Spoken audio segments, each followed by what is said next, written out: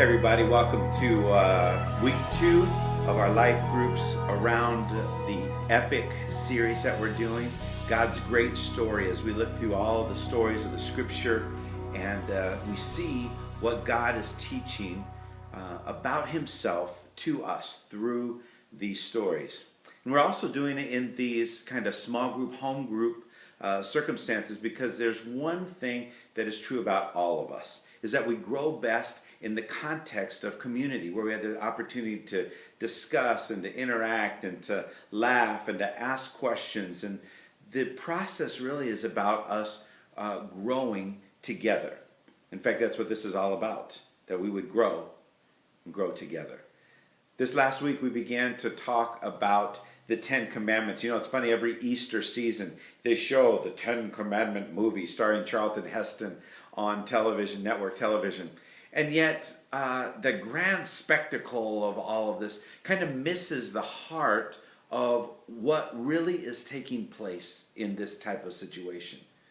You know, God begins to reveal his heart for people as he begins to make a covenant with this group of people that not just exists for them as a whole, but also speaks to the value that they have individually. I mean, when you start to think about how the Ten Commandments start out, about the promise or the vow that God makes to people, when he says that you are my special treasure, the thing that is most valuable to me in the whole world is you.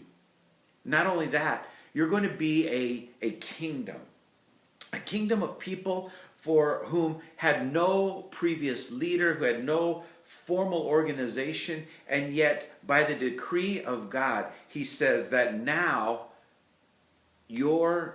my kingdom is going to be lived out through you. And in fact, it's going to be lived out in such a way that you are also going to be my priest. In other religions at the time, only the priests had the ability to communicate with God and spoke to all the people who had no communication. In this situation, God says, no, from now on one, you and I are going to communicate. You and I are going to be in relationship. You're special to me. I trust you. I'm investing into you. And because of that, I want to give you some guidelines for what this kind of relationship is going to look like. See, when we start to shift the Ten Commandments from being a list of rules and regulations, and we start to see it as the context for a relationship, it starts to make a whole bunch more sense. You know, when he begins with the idea of that I'm your God, he begins to talk about the intimacy that is shared between God and us individually. There isn't room for anybody or anything else. When he says that you should have no other gods before me, he's talking about faithfulness, because God has proven faithful to us. And he's asking us to commit and to live in relationship with him in that kind of faithful devotion to each other. Because faithfulness is one of the hallmarks of a long and lasting and healthy relationship. He says, don't take the Lord's name in vain.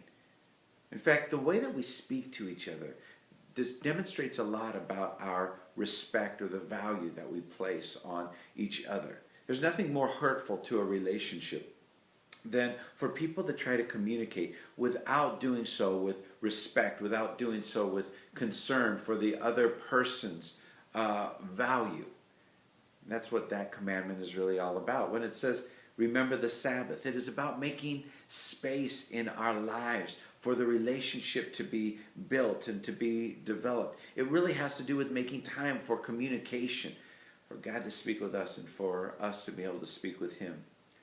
You know, one of the commandments that he gives us that has a promise, it says, if you'll do this, you'll have long life and you'll in the land that he is giving us. And that commandment is if we honor our father and mother. It is a life-giving principle that if we honor the ones who have given life to us, what we are doing is we are actually honoring the life giver, who is God himself.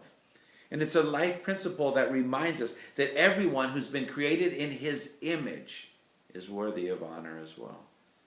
Then it says, do not murder. That we're to live a life that is full of compassion. Again, all of these commandments keep reinforcing the value that we're to have about the people around us and the significance of the relationships that we have. When you try to strip away someone's life, or even when you just try to verbally knock them down to make yourself feel better, something dies in each one of us, and it's that God purpose, it's that God given sense of value. God says, listen, I am the giver of life. Don't be the one who strips it away. When it says do not steal, we're talking about trust for God to be able to provide to meet all of our needs, and that He covenants to take care of us.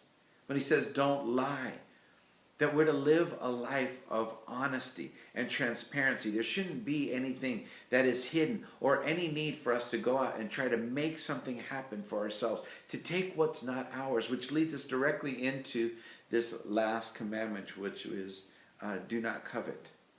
See, thankfulness and gratitude helps us live our lives in such a way that we appreciate that which we have. It's so easy to get caught up in continuing to want more, and yet more and more and more doesn't ever satisfy. You know, these are the things that kind of shape this relationship that God has initiated, not just between His people, but all of us as His people. And not just as a group, but individually He invites us to live in that kind of relationship. Because remember, this whole thing begins with this one simple statement: I am the Lord, your God. He's inviting us into a personal relationship, a walk with Him. And for us that didn't know what that looks like or what that feels like, He defines what healthy relationships look like. As we begin to live this out with Him, it begins to affect the way that we live our lives with each other. I bet you're going to have some great discussion tonight, and in the second week, starting to get the feel for what these groups are going to be as we continue to grow together. I want to turn this over now to the host and the facilitator of the evening. For the people who are opening up their homes and leading this, thank you. And for the people who have gathered together, I hope you have a great night. And I promise you this is going to be a beneficial thing in your life's journey. Have a great night.